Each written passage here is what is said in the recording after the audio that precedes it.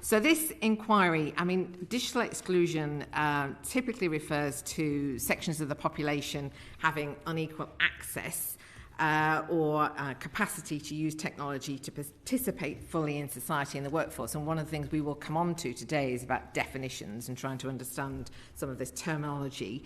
But whilst in the UK we are becoming increasingly online, people are doing that all the time, and that shift was accelerated somewhat by the pandemic, a significant group are still being left behind. So as part of this inquiry, we'll be exploring the complex reasons for that.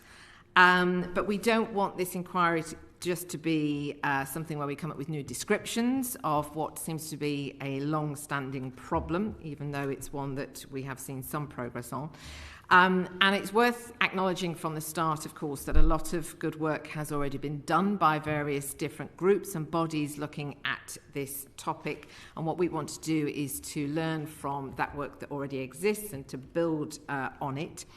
And what we're aiming to do is to identify some of the most significant obstacles to actually addressing this divide in the hope of coming up with some very effective and targeted solutions. So this is about solutions and not just descriptions of problems. One of the reasons why we're doing it now, of course, is because the cost of living continues to put household budgets under strain, and it's likely that more people will be pushed into being digitally excluded or losing out because of that. And this situation isn't just bad for the people who are affected, it is also something which limits our potential as a nation as far as economic growth and other opportunities as well. So just one final point before we kick off, and that is to say that whilst, and the very fact that we are doing this inquiry, I hope, proves this point, that whilst we must work to close the digital divide so that the benefits and lost opportunities that some people are missing out on are properly addressed, closing that digital divide that exists in our society should not become an excuse for businesses and public service providers to reduce the quality of their customer services, some of which will always require some human contact. And I would argue that at a time of higher prices, customers and taxpayers understandably expect an even better level of responsiveness to complaints and queries from the organisations responsible for the services they rely on, especially when digital chatbots are not very helpful, whether or not they can use them or not. So that's our sort of intro to this inquiry. Let's get going with our first session, which is very much a scene setter. Where we will be covering sort of four main themes, who are the people who are digitally excluded, and as I say, understanding some of these definitions and terminology that gets used, economic costs of this divide and the benefits of closing it, and then we want to focus in on some of the issues specific to cost of living challenges, and then look at the more longer term strategic issues. So could I ask each of our witnesses to just introduce yourself and say the name of the organisation that you are here representing. I'll start with yourself. I'm Rocio Concha. I'm the Director of Policy and Advocacy and Chief Economist at Wage, which is a consumer group. Hi, I'm Helen Milner. I'm the Group Chief Exec at Good Things Foundation. Thank you. I'm Rolando Morgan, and I'm Head of Environment, Infrastructure and Local Growth Team at CEBR, Centre for Economics and Business Research. Thank you. Hello everybody, my name is Tom Lowe and I'm the Head of Policy and Communications at the Digital Poverty Alliance. Okay, great. Okay, well I'm going to start with the first question, and just to remind each of you that we won't always ask each of you to answer every question that is put, and if you're not asked to respond but you do feel that you've got something to add to what has already been said by one of your fellow witnesses, just signal to me, and if there's time available, I will invite you to add to what's already been said. But can I start with you first, Helen Milner, and if you could tell us a bit more about what digital exclusion actually involves and the types of impact it has on people. And as I said earlier on, it would be helpful too if you could be quite clear in the different definitions. Okay, great. If this was Mastermind, this would definitely be my specialist subject. So I think it's important to say, first of all, that digital exclusion is about what we call an impossible triangle, that you need to have a device, you need to be able to afford a device, you need to have connection to the internet, and you need to have those basic digital skills to be able to function in our society. And of course, the motivation and confidence to want to do it, to understand the relevance. So 10 million people in the country lack essential digital skills, so I'm being specific here, and what we have done in the UK, which is excellent, is we have an essential digital skills framework. So a lot of organisations work together. This is now owned by the Department for Education as a set and qualifications for adults. This is all for adults, is set against this essential digital skills framework. So 10 million adults in the UK lack those basic functional skills to use the internet as set out by this framework. Then if we look at access, we have over 1 in 20 households have no internet at all, either fixed line or mobile, and that is supported by Ofcom just at the end of last year. So that if you look at those two things and the important thing is quite often people from those two groups are the same. The reasons why people are excluded is poverty, they can't afford it, and often poverty drives other social factors such as poor educational attainment. We know that if you're older, you're more likely to be digitally excluded, but it's really important not to only focus on older people. 39% of people who have never used the internet are under the age of 60, which I think a lot of people find absolutely staggering. It excludes you from jobs. 92% of all jobs are only advertised on the internet. And therefore, if you don't have the skills or you don't have the access, you won't be able to find those jobs in the first place, let alone have the skills to apply for them. You mentioned online services, both public and commercial services, so you're excluded from being able to use those services. And you also mentioned customer support, and often if you're offline, or you can't afford it, or you don't have those skills, you're driven to higher cost helplines that is actually costing you a lot of money. We heard a lot during the pandemic about children not being able to access the internet for homeschooling, which is really important. And I think we got a much better understanding of the need for personal devices for each child in the household to be able to have it. We absolutely worked with families who 3 children and a parent were all working and homeschooling using one mobile phone. And it's really important to understand the nuances on here that people on, for example, on pay-as-you-go mobile contracts, you may have a device and you may have a pay-as-you-go mobile contract, but actually you run out of data halfway through the month. And so basically half of the month you're then excluded from the internet. So I'll pause there. Okay, no, that's fine. That's fine because we will want to sort of come back and I think ask some follow-ups. I think what I'm going to do, I'm going to go straight to my colleague Baroness Fraser to pick up on some of this stuff that you've just said. Thank you, Chair. Yes, thank you, Helen. You've set the scene very effectively, and I want to delve in a bit from what you've said. You've given us a very broad brush. Are there things that is there anything you can pull out in what we mean by who can and can't access? I mean, are there regional trends? You've mentioned age. You've mentioned things like poverty. I want to put disability your way, for example. Can you speak a little bit more about that? And can you? Obviously, the pandemic was a seminal moment for this. What impact do you think the pandemic has had on this, good or bad? And I might have a final one, depending on how you speak to those. Let me pick up on disabled people. So absolutely, disabled people are much more likely to be digitally excluded, but they're also much more likely to be out of work. So I think it's really important that as you delve into the social science of this, because that really is what underpins digital exclusion.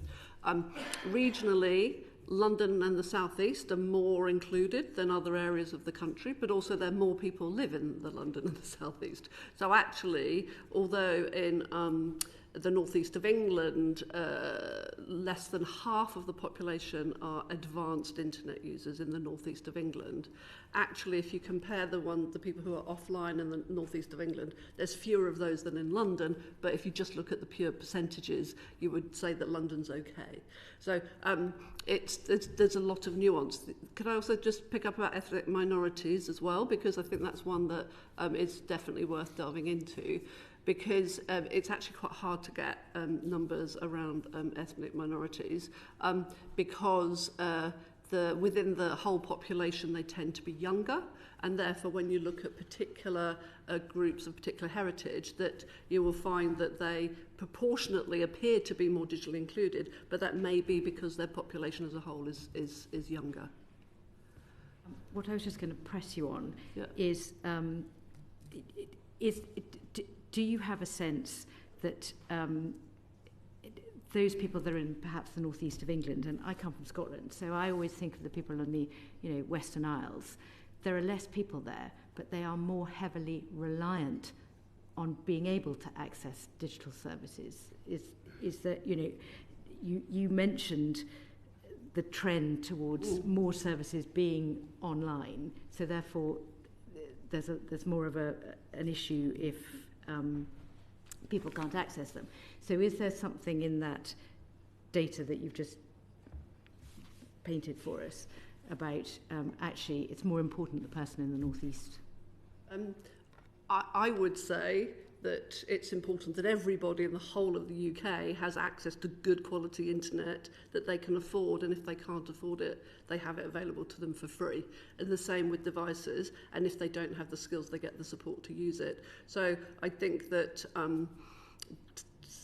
but you're right, in rural areas, if you're in remote parts of Scotland, yes, you're going to be more reliant on it. Similarly, in Lincolnshire, we have local partners who talk about the appalling local transport services. So you actually can't get a bus to go to a local place to get access to a free access point, for example. So there are other indicators that would exclude you further.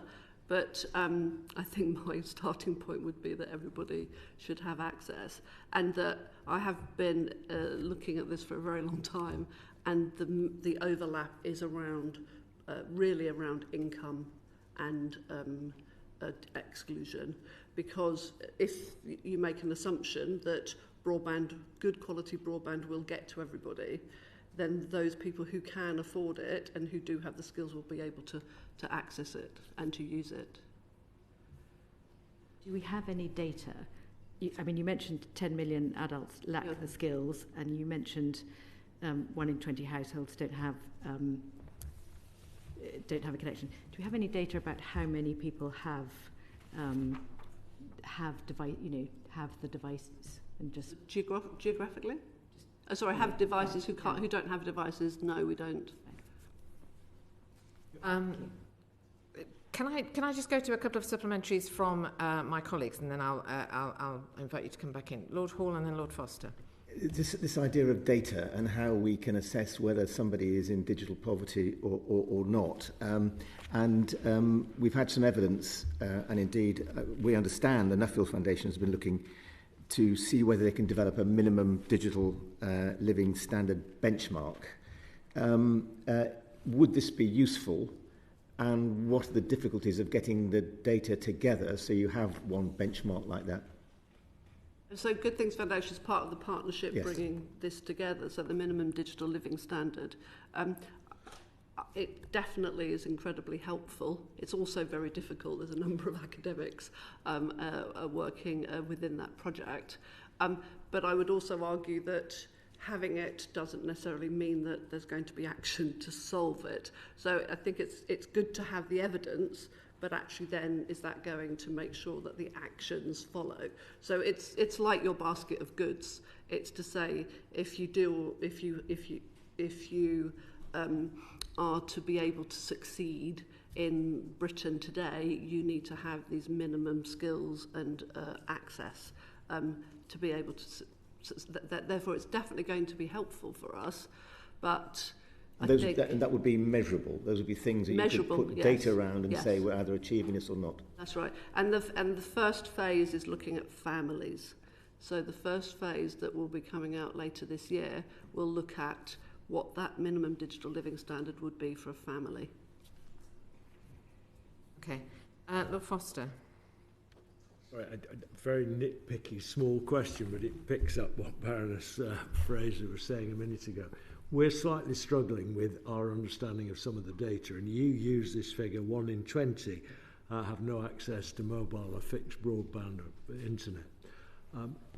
Is there a way of breaking that down between what seems to me 3 groups? One is the group of people who simply live in an area where there is no mobile or fixed internet available, full stop.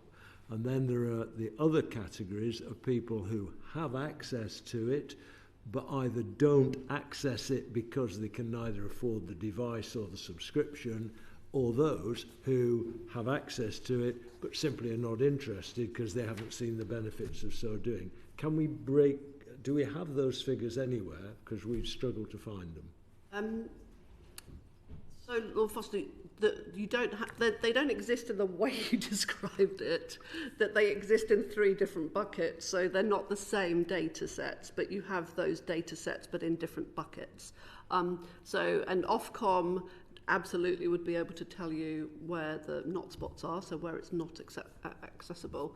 And then we have other survey type data around affordability, and then we also have survey data around what we talk about, like relevance or motivation, but they're not the same. So I think it's about making sure that I believe you can make assumptions based on those different data sets. There is a very old piece of data, I think it's probably about 5 or maybe 8 years old, that actually said that it was less than 1% of people did not have the internet in their home because of not having access to broadband. And what that was actually goes back to your people living in very remote areas. It's typically the people in the more remote areas where they don't have the access to the broadband, but actually they understand the relevance of it and they actually usually can afford it. So that it was more about a driver of never using the internet. Actually, you find a lot of people in the areas where there's not very good internet, not very good broadband, are the very people who do want it and can't afford it. Right. Can I just ask Ms. Concha, if you wanted to say something earlier? Yes, well, just on this issue, I agree with Helen. There is a lot of pocket of data that give you a sense of the size of the problem of digital exclusion. But I think that what we are talking here is about how we identify these people. So obviously via surveys, we can get a sense of those people that may not have the right skills, of people that can have problems affording the connection. And we know, as Helen said, from Ofcom, we know which part of the country don't have access to a good mobile connection or a good fixed broadband connection. But the question here is, where are these real people? So we can reach out to them to help them in getting online, those that are able to get online, and try to address the reason why they are not online, whether it's affordability issues, it's a skill issue, it's a confidence issue. There will always be a group of people that doesn't matter what, will not be able to engage online, in particular in the area of disabilities. But we need to know who they are to be able to help them directly. But in the meantime, there are also some things that we can do already. So we already know, and in the context of affordability, there are a number of people that find it very challenging to afford a good connection, a good broadband connection or mobile connection. And we know that, that some of the providers are offering voluntary social tariff. But I can tell you that the research that Ofcom have done shows, and what we have done, that there is, of those people that qualify for a social tariff, that means people on benefits, only 3.2% are currently on a social tariff. We have done research to understand why these people that qualify for a social tariff are not taking social tariffs, and a big part of that, more than 60%, is because people are not aware So there is something that we can do immediately via the providers to when the people, knowing who these people are, their customers, and actually make them aware about these social tariffs and that explain to them what a social tariff is. Because I think also there are misconceptions about what the quality of a social tariff. There is also DWP, and you probably have heard about Citizen API that the DWP offer and is now available for the providers, where that will make the whole checking whether you qualify for a social tariff much, much easier. You will put your national insurance and they will know if you qualify for a social tariff. That should be accelerated in being done. At the moment, we only have 2 providers accessing that service. But what worries us quite a lot at the moment is that, as I tell you, there are only 3.2 that qualify for a social tariff, that are on social tariff. This tells you that there are a lot of people that are on benefits that are paying for a standard contract this day. And we are seeing the providers now announcing price increases, mid-contract price increases above inflation. That will come in place in April. We are seeing around 14%. A couple of them have announced 17%. And you need to understand also that these contracts have excess fees. So we are going to see people that will not be able to afford these price increases. And to get out of that contract, they will have to pay quite a lot of money to get out of this. Yeah. So why the providers first can waive excess fees, given where we are in the cost of living crisis, because this is not the only challenge that people are facing. There are increases in food, increases in energy, all that. Why they cannot exclude financial vulnerable consumers from these above inflation mid-contract price increases. So there is a lot of things that we can already do to deal with some of the drivers of digital exclusion. Okay, and we'll probably come back to this when we come on to the cost of living short-term issues, but that's a very helpful introduction to that, which we'll return to. Just before I move on to the next question, can I just ask Lord Lipsey and Lord Young each had a supplementary?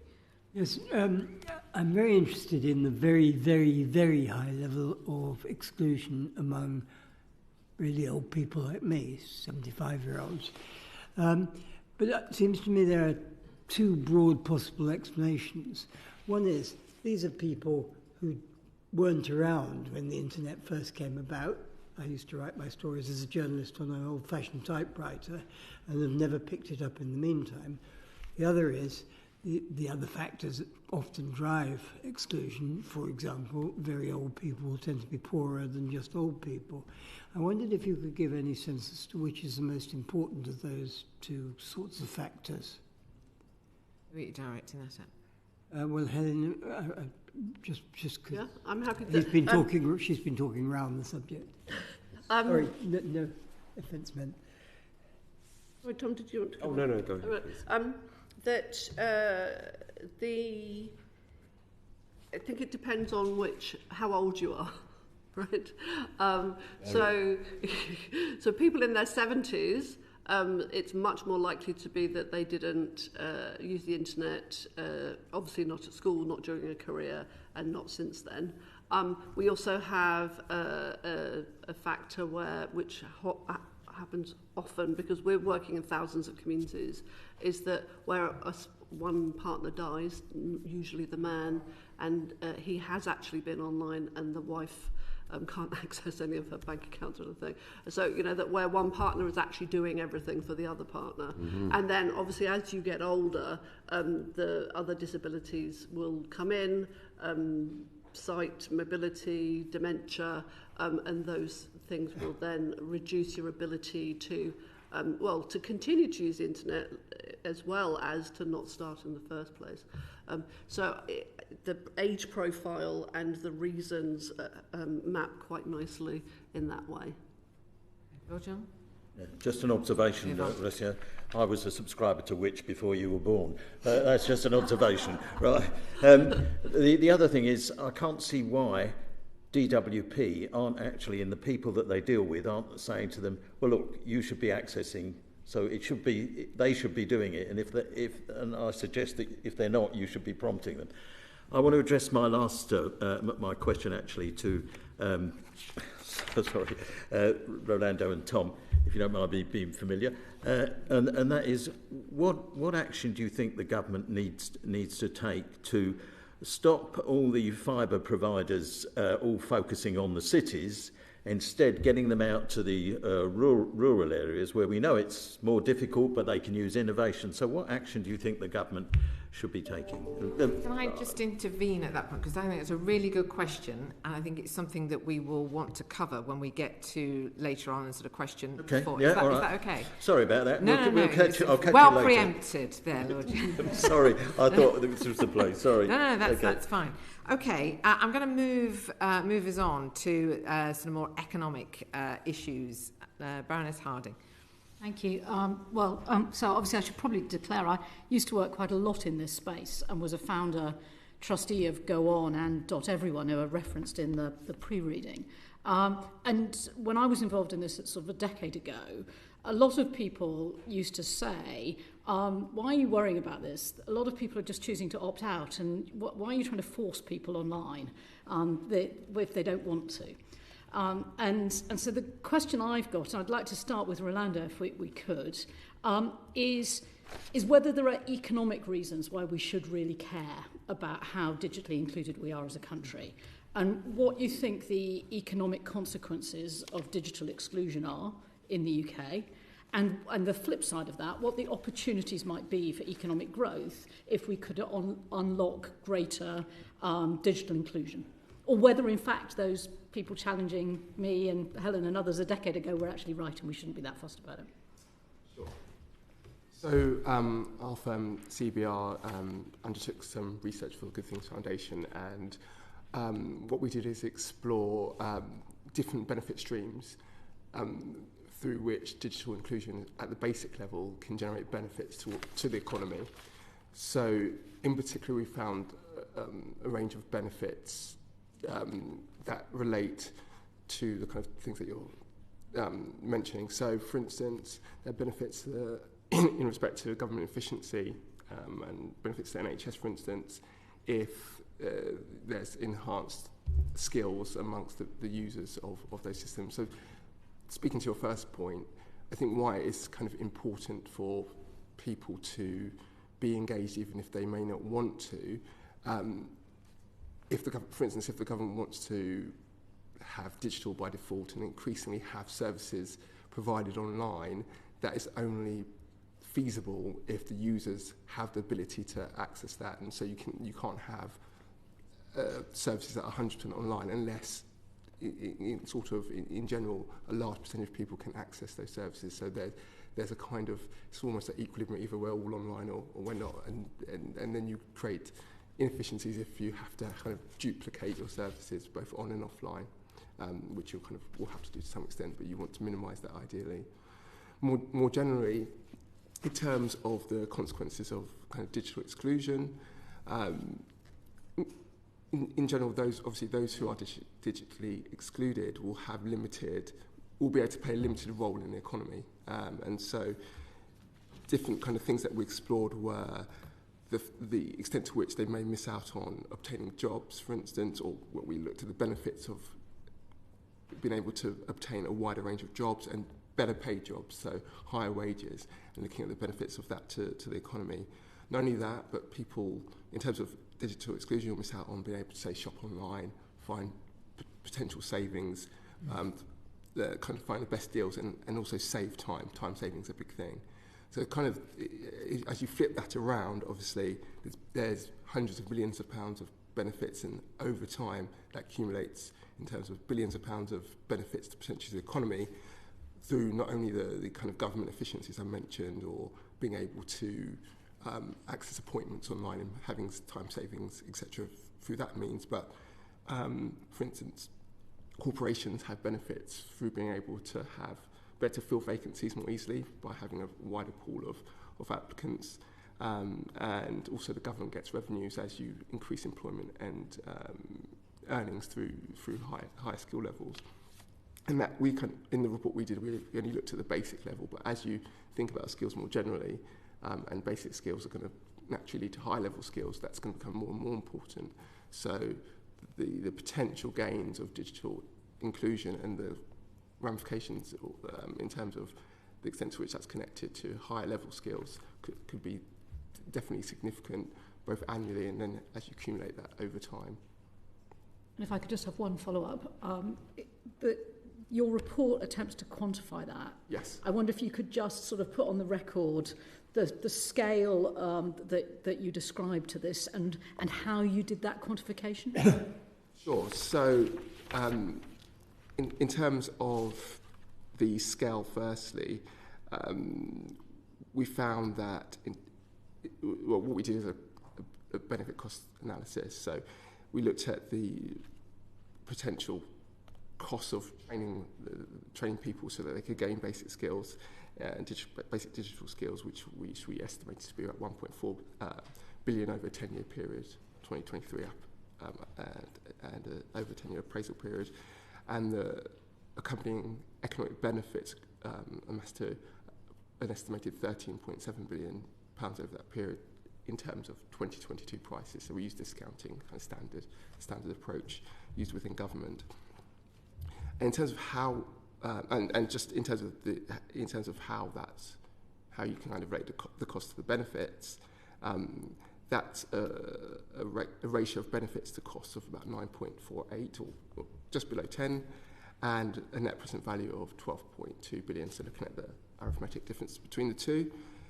And in terms of how we did that, what we did is we took data from the Lloyd's Consumer Digital Index on the extent to which there's prevalence of digital exclusion among people, and we found, and that gave evidence of 11.5 million people in 2021, and we made an estimate in the report that would fall to 10.6 million by the end of this year, and then we estimated how that would organically fall over the period, and that would leave a certain amount of people at the end who would need training. And that was about 5.8 million, and 3.7 million of those were over 75. So that's something that we, that kind of confirms some of the things that we were discussing before.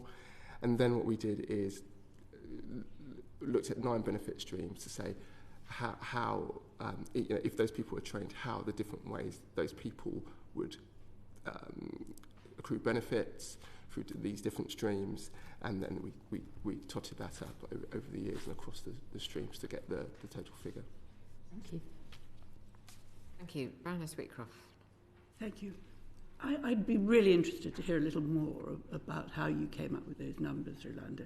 How did you estimate what the benefits would be? Did you look at other countries who were doing it better, for instance? Well, what we did, we didn't do an international comparison. We would look at different evidence that's in the literature or publicly available to kind of calculate the different steps for each different benefit stream. So, for instance, if there's, for the NHS, for instance, we'd look at data that indicated the extent to which there may be reduced appointments because people may be able to access appointments online, or for monetary savings, we looked at evidence about the average amount people might save through transactions. So that it's about putting different information that's reputable, for instance, across the board. So, for instance, data from PwC on the amount earnings might increase because of increased skill levels at the basic level of in terms of digital skills. And so the report, we do set out and describe for each benefit stream how we obtain those. And it can be quite complicated, but at least I think you can see the argument and the chain of argument that we make. We hear a huge amount in this country, and have done for far too long, about the productivity gap. And I just wonder whether you think this is the answer to bridging the productivity gap, and what proportion, at least, of that gap it is. It's something that we do discuss in the report, the productivity gap, but we don't explore it or try to put a quantitative estimate about the extent to which this contributes to solving that problem. I think the evidence suggests that this wouldn't. That it's not obvious that this would solve that problem, or this is the heart of that problem. I think that it's obvious that it would most likely help towards increasing productivity, or but one of the things that has been part of that discussion over many years, and I'm not an expert in this, but digitisation across the globe has increased dramatically over many decades, but yet there has been challenges regarding productivity, so it's not obvious that these will fundamentally change things. That said, with the advent of like artificial intelligence and the way that's going, I mean, we're going to see maybe massive changes in that space with respect to productivity. Thank you. I've got a couple of supplementary. First to Baroness Fraser and then to Lord Kamal.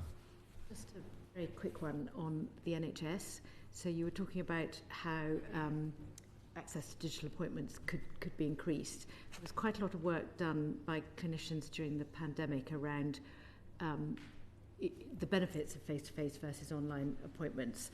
And so did any of your research cross-reference against what type of appointments we might want to go online and others that we definitely didn't? So, I mean, for example, getting your blood test results, fine, could be done online. But diagnostic appointments, various things were potentially missed if they were done online. Did you take into account any of those kind of studies? It wasn't something we delved deep into, or we didn't look into that aspect of it, the specific types of appointments that might be saved. So I think that is something that could be explored. I mean, yeah, that could warrant further studies. I'm not sure if that's been done. So what I'm getting to is that the figures that you're quoting, for example, for the NHS, may need tapering. Yeah, potentially it could be it could be explored further. Definitely, if, for instance, that was an issue. I'm not sure on the extent to the which University of Oxford did quite a big study on it, for example. So I'm not too familiar with that. Do you want to add something to that? Yeah, just to say the economic model that Rolando and the team used didn't assume that all appointments would go online. It was only a proportion of the appointments would go online. So the benefits, I think, are robust because it doesn't... I think your point is really well made. It's the classic, if you break your arm, you can't go online to get it fixed. That it's only a proportion of interactions with the NHS would move online. That's what I was trying to understand. Yeah, no. Lord Kamal? Yeah, I just want to focus on the issue of skills. I think it's been very interesting, even before the idea of digital skills generally. There seem to be companies that all want more skilled workers in theory, but not all companies want to train their workers. They either want to poach other skilled workers, or there's disincentives to training because they think they'll lose their staff. Have any of you touched on any of that when it comes to sort of digital literacy and digital skills, or is that kind of too niche, as it were? Future.now is a charity that works specifically with employers to help them to... It's not training, it's around looking at what they call the hidden middle. Because quite often what charities like my own do is that we're very focused on those who are most excluded, so often who are either out of work or in and out of work. But you're absolutely right, there's a very large number, I think it's over 11 million people who are who lack essential digital skills for life and work and are in the workplace. So unlocking what we could do with employers to how to help employers, and this is absolutely the work that Future.now does within their charity, is how to unlock those the employers to be incentivized, if you like, to say that we have a very large number of people in the workforce, so they're not unemployed, they're in the workforce, and therefore they do have an employer who could either invest in that upskilling, or that the government could incentivize to do that upskilling. Thank you. Okay. Thank you very much. We'll move on to question 3, where we're focusing more on the sort of current impact cost of living, which we'll come back to some of the things we touched on earlier. Baroness Featherstone. Yes, I mean, we did touch on it very briefly. I'm going to address this question particularly to Risha and to Tom. Basically, the cost of living challenges have affected, or I assume they've affected, digital exclusion. So the question really is, when the money gets tight, what happens in digital exclusion terms? Clearly, Tom. I think it is a massive issue. So we as the DPA conducted a survey with YouGov and Currys in December, and we found that 36% of respondents are either struggling to pay their broadband bills or mobile phone bills, or they have other issues with connectivity. And I think that looking at, say, the data from Citizens Advice at the moment, in terms of their most recent data, the amount of support that they're giving, it is at the highest level on record. So I think it's a really, really serious issue. You know, incomes are being squeezed for many, many families. I think in terms of the social tariff mechanism, as my colleague said, I think the take-up is about 3.2% at the moment. And I think there's potentially a number of reasons for that. I think that there are awareness raising that needs to be done in terms of signposting people. So that's signposting individuals to raise awareness, but also when they interact with government services, like the DWP, for example, that they're informed of their eligibility. And I think this API that's been introduced is going to be really, really helpful in that respect. I think, though, that a really big issue is potentially around the perception that people have around social tariffs and whether they feel that social tariffs are sufficient to meet their data needs. And so some of the social tariffs are offered at a lower speed than would be for some of the more expensive packages. And I think that if you look at households who have the needs for lots of data, a social tariff may lead them to have concerns about whether it's actually sufficient, say, to support streaming, people doing homework, these sort of things that people use data for. I then think the other key thing is the affordability question. So I think there was some research that was done by Ofcom that estimated a really affordable social tariff for universal credit recipients would be closer to the sort of £4 to £7 range than it is to the 15 to 20 pound range that is currently offered. So I think that we're very keen to sort of see, as people's incomes are being squeezed like they are, that there are sustainable measures to help people, because I think that we very much come at it from a position that in the current world, internet access and connectivity, it's not a luxury. It is a right for people to engage with the world, to access essential services, to be able to realise a range of tangible social benefits. They have to have that connectivity. They have to have that access. And so I think there is an argument for sort of collaboration between the third sector, between industry and between government to make sure that people aren't precluded from access based on affordability. Just before I go on to Rosia, are there any stats that show whether people have actually just stopped using that? Yes, so as part of that survey, we did ask how many people have either downgraded or given up completely. I'd have to check the number that have given up completely, but I think it's about 27% who had downgraded to a sort of less comprehensive package. Okay, thank you. Rosia. So Ofcom, for example, recently, they do an affordability report on a regular basis, and the latest figures say that around 1.4 million of households are struggling to afford the broadband, and around 2 million are struggling to afford the mobile.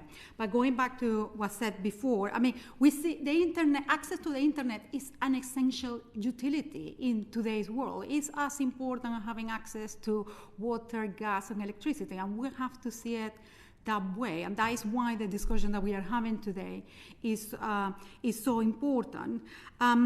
Social tariff, I think that we talk about the barriers. I think that there is more that needs to be done and can be done by the providers to tell their customers that they have social tariffs. If you go to the website of some of these providers, you will not find that information. So more need to be done. We do it. We tell. I'm sure that others in this panel tell people about those social tariffs, but we need the providers are in contact directly to their customers.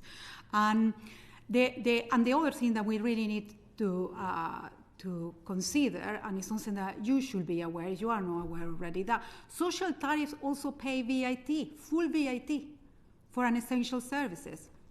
So if you are on a social tariff, you're paying also 20% on top of that social tariff for VAT, which is not what you do for energy, it's not what you do for water. So it's another consideration for the government. And then we are quite worried, as I mentioned before, about these mid-contract price increases that are so high, given that we think that there are people there that will find it very difficult to afford this, but they may be trapped in a lose situation, because some of these contracts have exit fees.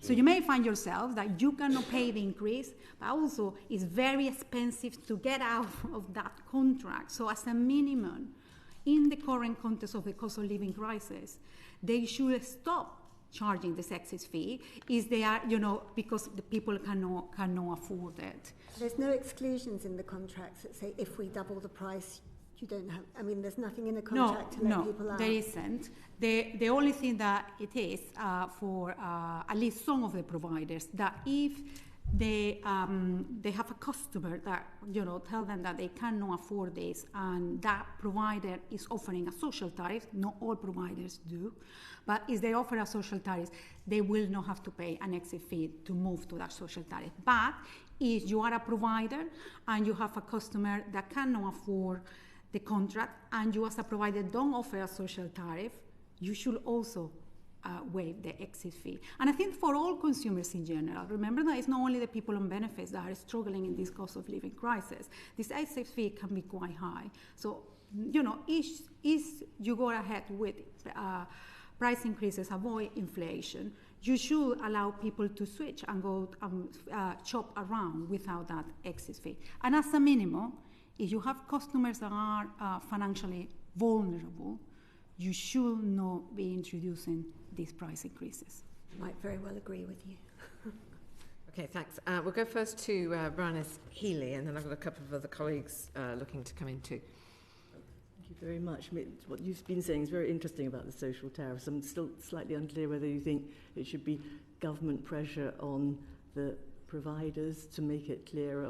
Just as what your ideas be to try and bring that forward? Absolutely. I think that there has to be more pressure from the government, more pressure from the regulator about increased awareness about the social tariffs, and also the provision of those social tariffs. Thank you. And also I was wondering if any of the panel would like to say what do you think would be another solution for in the next 12 months to try and address the digital divide. In schools, for instance, not every child has access to an iPad or a laptop, and I've heard calls for that should be fundamental. How do you think that would impact on the work that you're doing? Can I come back on, sorry, I am onto your question, but on the VAT on social tariffs. So that's one of the things that we've been calling for, because it feels shocking that actually most of the industry have stepped up and provide good quality, fast access for low cost for people on benefits, and that being taxed at 20%. So we've done the modelling if that went to zero. Being optimistic here, but that would, if everybody on universal credit took that up, that would cost the Treasury 151.2 million a year. So actually, if you look at the 13.3 billion that the economic benefits work shows, that's not a lot of money, and as we've heard, take-up is quite low, so at the moment that would cost 1.98 million a year, so not even 2 million for the current people. If the VAT was cut, that we've been talking to industry, and they would absolutely pledge to pass that cut on to the end consumer, because obviously that would be the worry. This isn't a cut to industry, this is a cut to people who can't afford it. But also, I'm sure aware that we have broadband wholesalers and retailers, so some broadband providers buy their broadband infrastructure off Openreach. So again, VAT for the social tariff customers, for them, should also be cut to zero, I believe, to make sure that there's a level playing field for all of the providers providing social tariffs. I think that removing VAT on social tariffs would actually boost the take-up of social tariffs, because of the associated media that you would then find would happen that would indeed promote awareness of social tariffs as well. So I think that is answering your question. I think that's something quite pragmatic that you could do very quickly. At Good Things Foundation, we work with partners to provide the national data bank. So this is providing free connectivity, like food banks, but for mobile connectivity. We have 500,000 SIMs from partners like Virgin Media O2 and Vodafone, and we're seeing massive demand. So we have almost 1,000 local data banks, so like food banks across the UK, and demand is very, very high. Sorry, I know you like the evidence, but this is anecdotal, is very high into those community data banks. And many of those people have turned off their broadband. So these are the people who, on low incomes, who previously could afford it and now can't afford it. And so actually promoting the National Data Bank, promoting these 1,000 points in communities would also be another way of making sure that people who are switching it off or can't afford it in the first place can get access, because again, that has been put in place by the charity sector and the industry to make sure that people who can't even afford social tariffs can access the internet. Thank you. Thank you. I've got three colleagues wanted to come in. Lord Young, Lord Hall and then Lord Kamel. Lord Young. Very briefly, it's about using up the data allocation. It's interesting, I encountered somebody recently who was calling her parents back in Poland, and she said, well, I can't afford to. I said, well, wait a minute, aren't you on WhatsApp? So promoting, do you think that's a useful thing to do, to promote an awareness of WhatsApp? You know, I said, well, you can call them for free and stay on as long as you like anywhere in the world. Are you doing any of that? Yeah, I think very much so. Part of what we're doing as the DPA at the moment is developing what we call a national delivery plan. And so this is a document that was coming out in May. And the intention of that is to basically set forward our sort of strategic vision for how we could coordinate a lot of the amazing activity that's going on at the moment, but then sort of talk about where we think there needs to be new recommendations from in terms of government, in terms of industry, and in terms of the third sector. And a big part of that, I think, is the sort of raising awareness piece in terms of what digital exclusion, digital poverty looks like. Because I think there's a sense in which during the pandemic, the spotlight was really shone on the issue of digital exclusion. And we think there needs to be that sort of maintained focus of sort of showing how broad it is in terms of the number of people that are affected, but also the fact that it's almost a continuum, that anybody at any point in their lives could find themselves, on the wrong side of the digital divide. So I think that it's not just about sort of typologies in terms of particular characteristics. It's about affordability. It's about where people live. It's about so many things that can structure people's experience of their life and consequently of digital exclusion. So, yeah, I think for us the raising awareness of the ways in which it manifests itself, I think, is really, really important. Thank you. Lord Hall?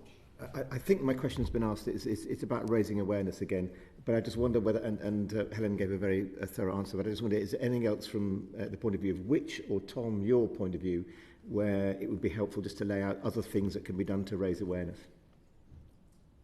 Tom, and then Rossio. So I think something in terms of a governmental ask, there's a current digital inclusion strategy that was written in 2014, and I think that obviously in terms of where the world has moved on since then, how technology has changed, we think there's probably a call for a refresh strategy in terms of being able to coordinate what's going on at the moment, because it seems as though over the next, certainly over the next sort of 5 years or so, we're going to see a profound acceleration in terms of digital and services moving online. And we think that that provides the basis to say, okay, how do we work out what the sort of balance of responsibilities is between government, both at a national but also a local level, because I think local government is going to be absolutely central in terms of digital inclusion.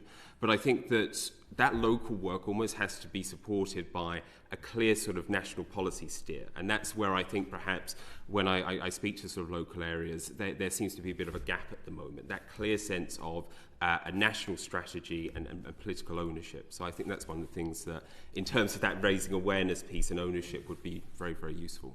I will endorse that. I mean, we need a coherent strategy and go from the government to the local level with the involvement of the charity sectors, the providers, and all of us kind of working together to tackle the issue, basically. Can I just add that DWP and HMRC interact with everybody who's on benefits? So actually to put in just a communication with every single one of those people at those touch points to say, are you struggling with affording the internet? Here are social tariffs. Ofcom has a list on their website. Here's the National Data Bank. We've got a map of the 1,000+ data banks. Pow, you know, just to have that as a coherent, pragmatic approach. Just, you know, that the government interacts with every single person on benefits. So why can't you use those channels to push out that communications? Absolutely. This is what to do. Yeah, thank you. Easy. Kamal? Yeah, Martha, I was very interested in the point about tariffs having gone up because of above inflation increases and then exit fees. And I found that interesting because I thought that customers offered a choice to leave the contract, so I had no idea there was still exit fees. Yeah, have you any evidence of people being pursued? Because this is, I mean, this might be negative awareness, but it might be, you know, to shame the companies into what they've been doing. Are there any? I mean, do you have clear examples of people being pursued for that reason, that they can't afford the new tariff, or but they're also being pursued for an exit fee? Well, we don't have any particular evidence of the number of people that have been that, but that is in the contract. By the way, that is contractually what was there when they sign off the contract. So what we are asking is not that they are doing something that is illegal. Of course, yeah. Is that where we are saying, given the context of where we are at the moment with the cost of living crisis, if they want to continue with these increases, they should waive that exit fee. I just wonder, I'm thinking about the court of public opinion, basically. Alice Whitcroft. Thank you. The data bank's a really interesting idea, and there's clearly scope for building on that. I just wondered what sort of a response you get from the big tech companies when you ask for them to help in this sort of area. I mean, they've got the money, they could afford it. People will use their services if they were able to. So could they do more to bolster the data banks, to have digital hubs, and as Tom says, it's got to be local. Are they receptive?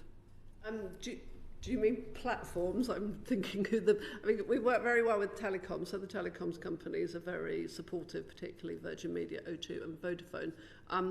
That we also work with Google, if that's one of the ones you were thinking of. I was thinking of Google, Apple, yeah. So Google, we definitely are working with Google at google.org. So we work in partnership with thousands of local community organisations, with local authorities, with community centres, small local charities, with libraries, with anybody who, I call it a big club with a shared vision, because they're all independent of us, but we've got over 2,000 across the country, digital inclusion hubs we call these, and that many of those are these data banks, so in that local community.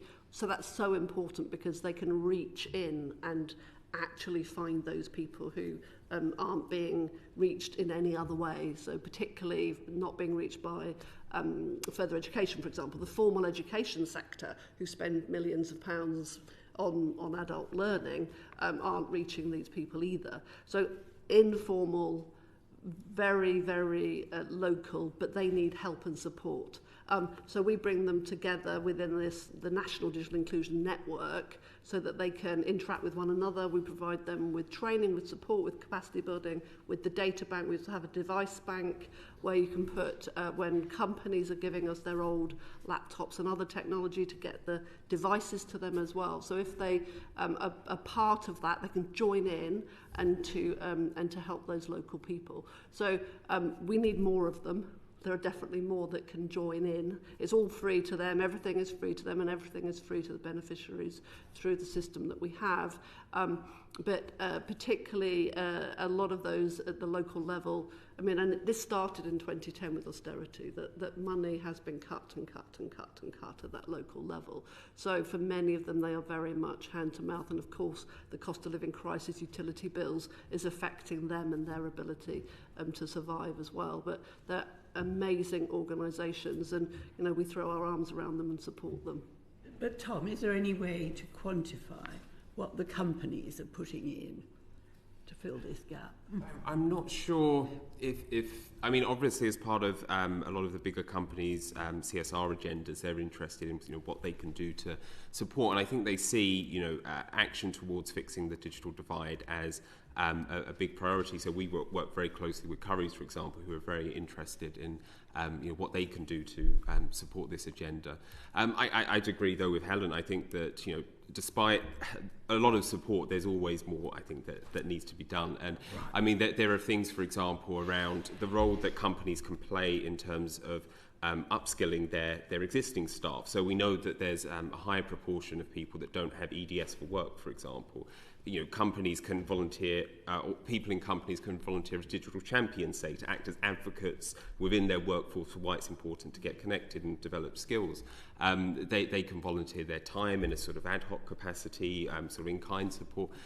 So there's a lot that I think they can do, and they are doing a lot of work. But I think that to really meet the scale of the challenge, there's still a lot more that hopefully can be done. Okay, we're going to move on, but just before we do, can I just ask one question for clarification? On the 3.2% of eligible households not taking up the social tariffs, is that 3.2%? It's only 3.2. Are they already on a tariff? As in, have you got a number of people who are on no tariff but could qualify for a social tariff? As in, is there a growth potential here as well as a reduction in income issue? Is that the question? At the moment, that 3.2% is calculated as who will qualify for a social tariff that at the moment is taking a social tariff. How many people in total will be able to take? Is that off existing customers, or is that just sort of all people who would be entitled to a social tariff? Yes. Is what Yes. I'm saying. Entitled. Whether they're already users or not. Yes. Do you have a breakdown of those who are already subscribers versus those who are not subscribers? So how many more people might be going online if they were to go on a social tariff? No, not that I can think of. But we can take a look and see whether there is anything. If I understand, your question is, of all of the people who are eligible for social tariffs, how many of them have no tariff whatsoever right now? And we don't have that data. Right. Okay. So we only know that 3% of those that are eligible have taken up a social tariff. Okay. So what we don't know is okay. How many are out there who could take advantage of it? Who would actually bring them onto the other side of the divide by taking it up is what I'm getting at. In theory, it's 97%. No, because some of them are already on higher tariffs. Should I just ask, this is a very cheeky ex-Telecoms chief executive question. Do we think the social tariffs are actually good enough? Because I've just been looking, and I worry that in some cases, people might actually be paying more than they would otherwise by being on a social tariff. Do you have a view? Absolutely. I think, sorry, do you want to? I think that one thing that would, I think, help drive take-up would be having a standardised definition of what a social tariff is and how much it costs. Clearly, you'd have to deal with the open reach question for those who are wholesaling the fixed line from open reach. But I think that it's very confusing. They're all different prices. I mean, it's £20 or less. Ofcom determines if it's a social tariff or not. And they're all different speeds as well and different data allowances. So actually, if you had a standardised definition of this is how much it costs and this is how much you get for it, this is the quality and the cost, that may drive it. I think, though, others have said that it's also potentially too expensive. So that if it costs £10, £12, £12.50, £15 if you don't have £10. I've met a young woman who wept because we gave her a £10 top-up through the data bank because she could now contact her mum in Ireland because she had 2 young kids and she had absolutely no way of contacting her. So that we're talking about people who have very, very, very little money, and therefore I think social tariffs are worth looking at further because the market is saying this is what they can afford to do as a product, and therefore if we could create it more in a more standardised way, I think that would definitely help. Do you answer that briefly, and then I'm going to move on? Sorry. Just to say that we need to be careful with standardization. We definitely have to have a coherent clarity of what is a social tariff, because as you say, different providers there are very good social tariffs out there in relation to speed, for example, but you can find the same value at very much lower speed with others. But what we need to be careful is that people have different needs. You were talking about families, people living alone, so you cannot have just one type of social tariff. So in defining this, we need to see that the needs of different type of households in that respect. And for example, the point that you are making on mobile, for example, you sometimes can see that social tariff may not be looking so good when you look at SIM and low-cost SIM only contract. I think that is more of potential more on the broadband side, I would say, in relation to that. Okay. We're moving on now to sort of some of the more longer term. This has been a problem, as has already been acknowledged. It's been around for a long time. So let's look at these intractable problems and how we can deal with them. Lord Foster. Well, thank you. Can I just say it's been a fascinating session, and thank you very much. And we've learned a lot from it. And of course, with our own research and what you've told us today, we know there's a huge amount is actually going on, and we should welcome that and thank you for all the contribution that you make. Our role, I suppose, ultimately is what can we propose in a report that will move things further forward from where we currently are. And in particular, but not exclusively, what can we get persuade government that they should be doing? So my question to you really is, while recognising that there are a number of initiatives you've told us that we could do more on, whether it's on the data banks or measures around social tariff or upskilling of workforces and so on, what is the future role of government, both in terms of what government itself can do and, to use your language, what government can do to provide a national policy steer, a coordinating role for actions by lots of other people? And Tom, bearing in mind you talked about the new initiative you're going to be involved in coordinating lots of other activity, perhaps you'd like to start and say whether government should be doing what you're about to do or working with you on it, and what else they should be doing. And then I'll perhaps come to Helen next, if I may. Yeah, I think it's very much something that we've been focusing on at the moment. That we did an evidence review back in 2022, which looked at all of the available evidence when it comes to digital poverty in the UK context. And that evidence review has formed the structure of what we're calling our national delivery plan. And there are a number of themes that we're going to be focusing on. One of those, I think, reflects the conversation we've had today around affordability. I think is going to be really important. So that's different mechanisms to see how people can be supported, especially those that are most disadvantaged. Now, whether that comes to, say, the VAT option on broadband bills, whether that extends to sort of cost sharing between industry and government, I don't know what the precise sort of policy mechanism is, but I think it is clear that there has to be more sort of government support to allow us to make sure everybody's connected. I then think the skills aspect is really important. So in Scotland, following on from the pandemic, they've had quite a big focus really on making sure that they're including people digitally, and they're committing to providing a laptop, for example, for all school pupils in Scotland. Whether it needs to be a case of all school pupils, because if that was distributed to everybody, there's a fair amount of sort of duplication, I guess, of people that could have afforded it anyway getting a device. But I think certainly for say some children who are in sort of disadvantaged situations, that could be something that would have a big effect in terms of building those digital skills and having long-term effects in terms of their opportunities.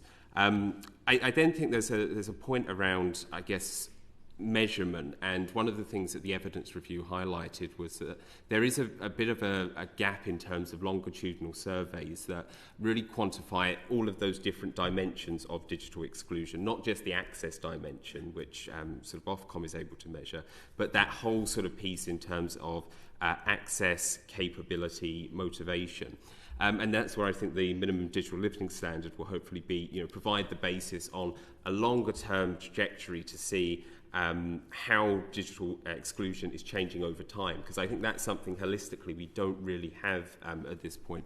And so potentially as a survey administered by Ofcom on a sort of regular basis, I could see that being really, really impactful. But I think it goes back to the idea of locally delivered solutions that are supported by a clear policy steer in terms of central government, and then backed up by the requisite funding, because I think that with the speed of acceleration of digital transformation in both public and private spheres at the moment, we're moving towards a situation where the consequences of not being digitally included are just going to get greater and greater and greater. So I think it is time for government to join with the third sector and with industry to act as soon as possible.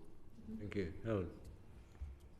It's shocking that the government hasn't got a digital inclusion strategy, that the last one was in 2014.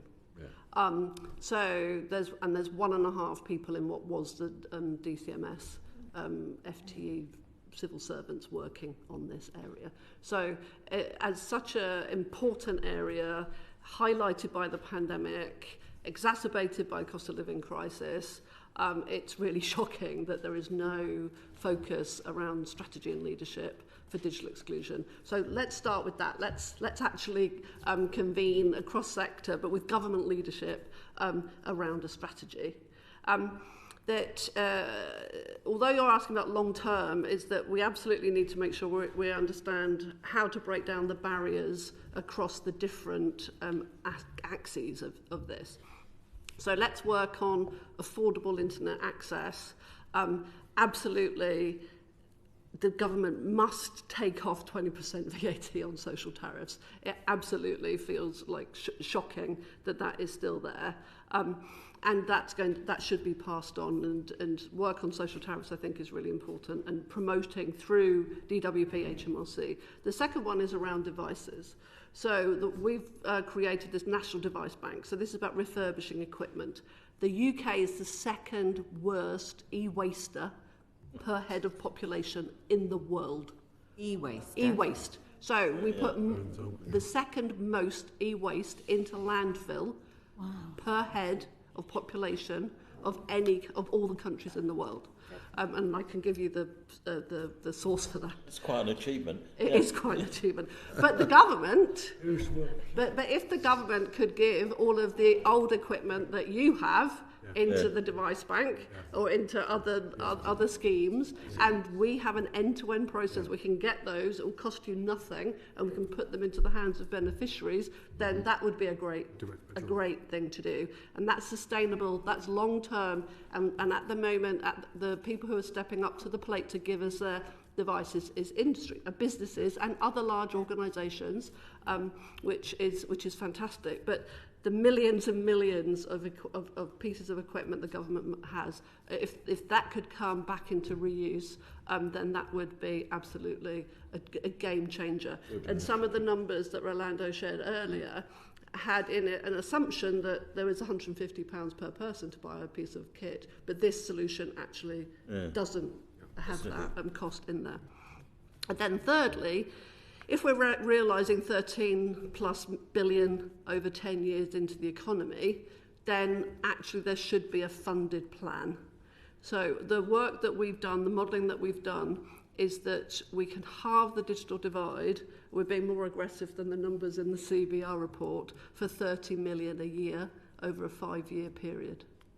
So that's assuming we get these bits of kit from government, and it's assuming that we're aggressive on affordability and that we have the data bank, but we're also aggressive on affordability around social tariffs, VAT and connectivity. But therefore, if we can sort out the access, then we need to make sure we support hyperlocal organisations, but in a coordinated way, so we're not reinventing the wheel, that we have high quality support, but we also realise that's about supporting and amplifying that work of those hyperlocal organisations on the ground. So there's definitely things that we can do for the long term, but we can start doing these now.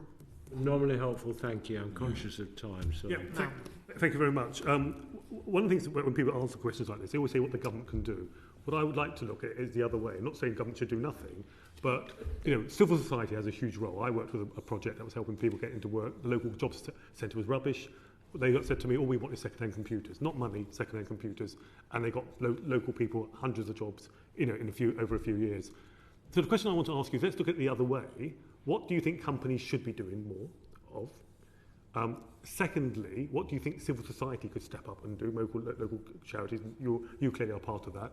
Thirdly, when it comes to government, I want to look at it in two ways. One is the pressure on government. Government pressure, either convening, bashing heads together, bringing people in a room, saying, come on, it's not right that you've got these tariffs and these exit fees. But also, you've talked a lot about government spending and taxpayer spending. I understand that's part of the solution, but could you go through the other bits? What more can companies do? What more can civil society can do? And what more can government do? Not spending taxpayers' money, but to convene and bash heads. Why don't I start with Tom, and then I'm very happy for anyone else to answer. Yeah, I think to sort of link up the role that sort of industry and civil society can play, I think that certainly working with community organisations to increase capacity building, I think is really, really important. I think that there's so much in terms of good practice that exists across the UK. But I think more can be done to sort of share these models of what works. So I think, for example, Leeds has a very joined up and sort of holistic local digital inclusion system. But that requires a lot of coordination, a lot of ability for people locally to understand and get the vision. And I think there's still maybe part of it that is sort of winning hearts and minds almost as to why this is important. But then I think it's also about volunteers, people giving their time to build capacity and to help to deliver those solutions that are going to be most impactful for communities. Thank you. I'm sure Helen has got lots of things to answer, but can I ask Rolando and then Rothier, please? Yeah, I maybe just want to step back a bit in terms of why I think there's a bit of a problem. I think that we've established it's quite an essential thing, increasingly essential, that people have basic digital skills. It's kind of like a public good and like an economic definition of the word. So the training of persons is something, in technical terms, non-excludable. Once you train people, they can go and work for any firm. So there's maybe not incentives for any particular firm. I think you raised this earlier, to train people because they can work for anyone. So that's kind of the reason, in terms of first principles, why the government might need to intervene. So I think it's recognising that there are these benefits, but there may not be incentives to realise the benefits from firms, and to really. So that's where once we kind of recognise that, then it's kind of a bit more obvious why the government may need to come in to kind of not a bit more. Just because public good is something that the Treasury would understand, wouldn't they? Rothier, it's very interesting you were saying about people understanding different social tariffs and comparisons. But my instinctive reaction was, well, isn't that what comparison websites do, or which should be doing? Yeah. So are you doing this? Have you looked at all social tariffs, and how do you need to make sure that more people are aware of the comparisons you've done? Yeah, so we actually, when you if you go to our website and to use the broadband switching tool, you will see there that we put a lot of information about social tariff. Not all providers provide social tariffs, so we keep that information up to date. So if you use our tool, you will know what the social tariffs, and you will know not only that it's a social tariff, but you will know what is it. I mean, the speed and all that. So definitely more to do on that. Right. I think that, as I mentioned before, and Helen also mentioned the DWP, the API, the Citizen API. I mean, that is not going to cost a lot of money. It's already there. The service is there. There are issues about some kind of operational issues that need to be resolved. We already have 2 providers there. Let's make sure that other providers join in, and actually that help with the verification process, which sometimes could be quite intrusive for people that want to qualify for social. So something that the government can do relatively quickly. We already talked about the VAT, we already talked about the overarching strategy, which I completely endorse. And I will have to say that companies need to do more. awareness on this. And I think that will address quite a lot of the short-term issues in this. And obviously, we need to think about a long-term affordability solution for this. Helen, the reason I ask about government spending last is because any minister will be asked by the Treasury how much this is going to cost us. So I'm really interested in what you think about the sort of convening and pressure the government can do, as well as awareness, particularly in this area, and also working with private companies and civil society. I think, though, it's interesting, you talked about bashing heads together before, is that I think we need to remember there are carrots as well as sticks, right? Yeah. And that my experience of businesses is they quite often will respond well if there's some leadership. So actually, if the government could say this is important for the economy, it's important for our communities, it's important for our society, then actually I think you would find industry may well step up to the plate more quickly. So actually that providing those carrots by saying it's important and saying that government can't do it alone, then actually you may find that people will come behind it without having to bash heads together. I think industry, some of them are doing a lot, some of them are doing less. And I just want to say about civil society, obviously civil society can do more, but I do a lot of work in Australia, and they have a great expression there, is that a lot of community organisations are surviving on the whiff of an oily rag. So that I think that we have to be really careful that we fully understand how tough it is for the small organisations who are absolutely the safety net for our society right now, picking people up and helping them. And so I think let's make sure they're at the table, but let's not put all of the onus on them to come up with those solutions and to do even more work than they're doing now. Thank you. Okay, I've just got a handful of supplementaries before we close. I'll go first to Lord Griffiths, then Lord Young, and then Baroness Harding. Lord Griffiths. Well, first of all, I just want to echo what's been said. An amazingly good scene setter for us, and I'm very grateful to you for coming and sharing with us in this way. And in a sense, my question has been preempted by the carrots and sticks sort of image that just came out, because I think it's easy to compile a list of things that need to be done, provide a time scale and cost-benefit analysis, all those kinds of things.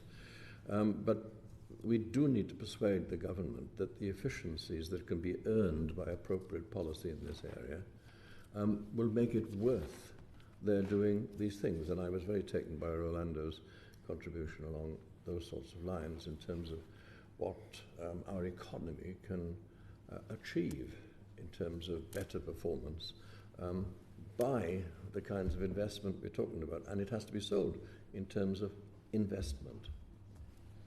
So it's not a question. It's they all know that But it's on the record now. I like to sum up debate. Very good. Right. Thank you. Lord Young. Yeah. Well, I don't know if you're aware, but DWP recruited 10,000 extra job coaches whose primary concern should be equipping people to get back into a job, which includes literacy, numeracy and digital skills. Now, I don't know whether you're aware of that, but my experience is they ain't very good. I talk to employers and I don't get positive feedback. So there's something for you. I want to return to my previous question, and that is, at the moment what we see is fibre providers all doing the easy bits. So what action should the government take to ensure that we drive them out into the rural areas where they should be using innovation, instead of allowing some of them are going to go bust anyway. So what action do you think the government should take? I mean, I think that it certainly is a classic problem in terms of cherry picking the easiest cases. I think that one thing that could be looked at, I guess there are two things. So one is the sort of status of the universal service obligation. So for every household has the right to claim a broadband speed of a download speed of 10 megabytes a second and an upload speed of 1 megabyte per second. There's a question about whether that's fast enough, I guess, in the current context, and I think that's something that government has said it will review over time. But there's also an issue, I think, in terms of the cost threshold. So I think it's about £3,600. Above that, a household would have to pay costs towards that. And I think that for the hardest to connect properties in particular, it's too much. They'll be out of pocket too much really to justify it. So I think there is something there around. Does the USO need redefinition in terms of speed, but also does the excess cost threshold need to be raised? Are you sure about that? I mean, there are examples of people banding together and using innovative technology. And surely, if they can do it, companies should be doing it. So I'm querying what you say about costs.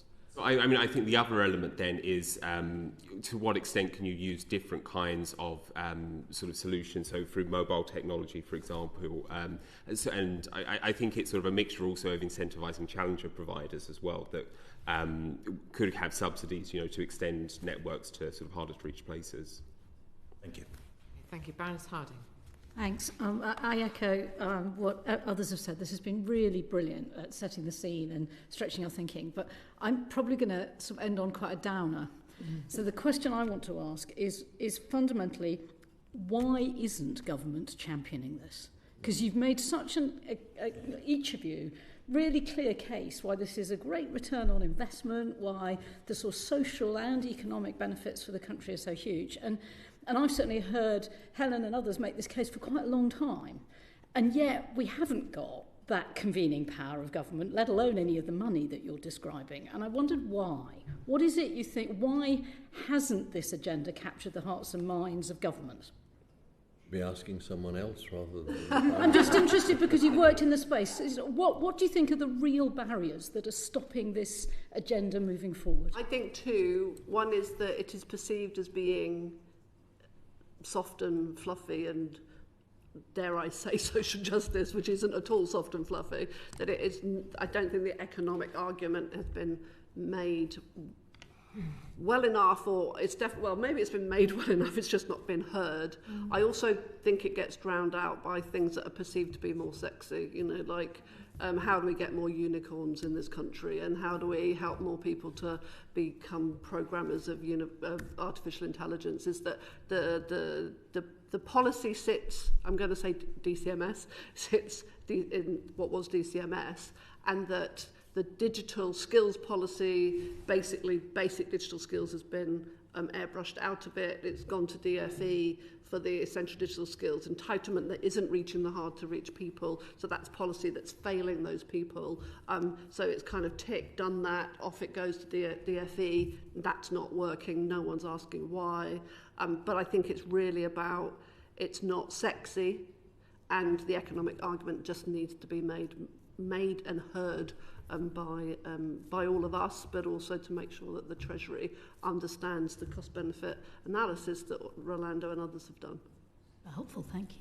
Okay, thank you. Well, as everyone else has said, it's been very, very helpful to have all four of you here today to kick us off on this inquiry. I mean, I think just to follow up from what Baroness Harding just said, I mean, it seems to me that we've got to shift from a position where this is seen as a problem to one that how it can be part of the solution to a bigger problem.